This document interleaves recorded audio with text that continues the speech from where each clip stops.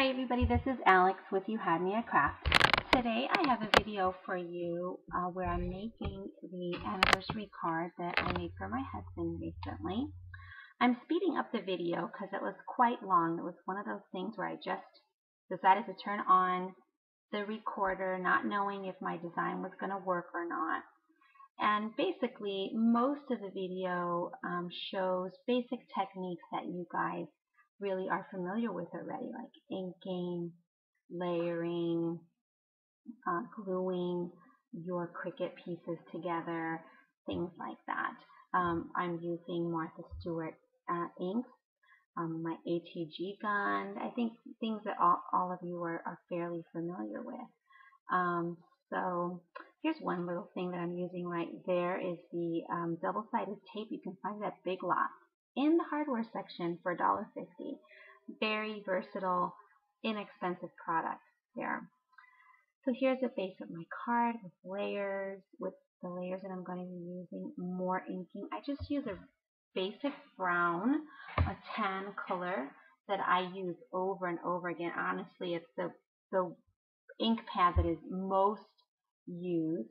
It just seems to give a nice kind of antique-y look on just about any color of cardstock. But later on in the video, you'll see that I'm going to slow it down. Not quite yet, but I'm going to show you how I did the button technique, which I kind of came up on my own. There may be a different way of doing it, but it was one of those things. I didn't know if it was going to work, but I thought, well, let's just turn on the camera and see how it goes. So I'm continuing on with the basics of my card here. And now we're going to slow down the video and come to this button twine technique. So what I did was take two buttons. They each had 4 holes, and I wanted to add more of a masculine touch to this card, because it obviously was for my husband. And what I did was I stringed one, started with the end of the twine and strung it just as if I was sewing a button on there. And now at this point I'm down to my second button. I haven't strung it through all the way. Can you see how I'm sliding it down just to get the positioning? And I'm eyeballing all of this. There's no real science here. And now I'm going to string it through. String it through the holes so that I get a nice cross. You know how when you sew on a button, you can cross over your thread, so you have a little X in the middle of your button. So I'm eyeballing this. It took quite a while, so that's why I've set up this video, so the video wouldn't be so long. So hopefully you can catch my drift on how I did this, but we are just putting that little X there, crisscrossing our string. And now I have my measurement that I've eyeballed. I'm going to snip off the length that I need, and now I'm just eyeballing here because I want the buttons to be evenly spaced. Here's that double-sided tape again. One tip is I would buy a non-stick scissor when you're using this kind of tape. It's extremely sticky but super versatile. I use it all the time, and it lasts a long time. There's a lot of double-sided tape on one roll for $1.50. So if you have Big Lots in your area, go check it out. Hardware section again.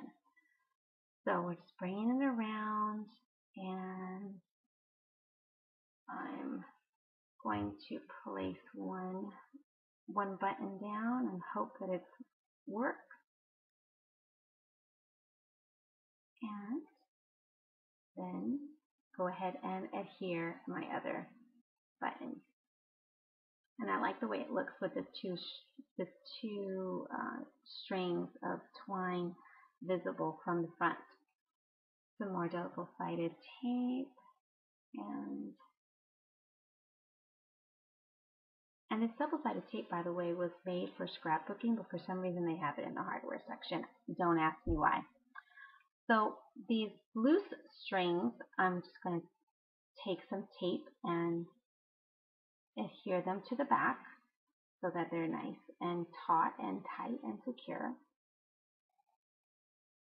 And then since I have some bulk in the back of this cardstock, I am also going to raise that up with some same double-sided tape. I want to place it off to one side. And here comes my double-sided tape again.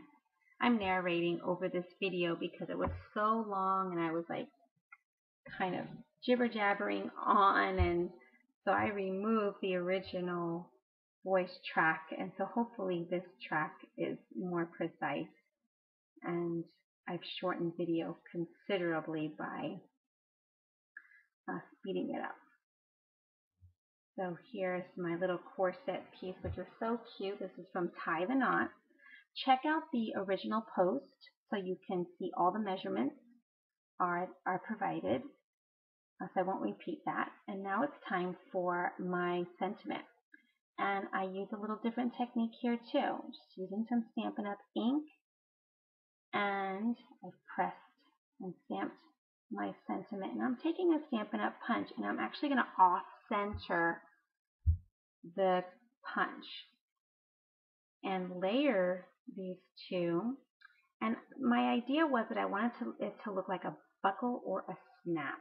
And you'll see what I mean here. I'm going to ink around it a little bit because I've just about inked everything else up. And I'm putting this off to the side. And see there's a little flap hanging over? I'm just going to snip that off.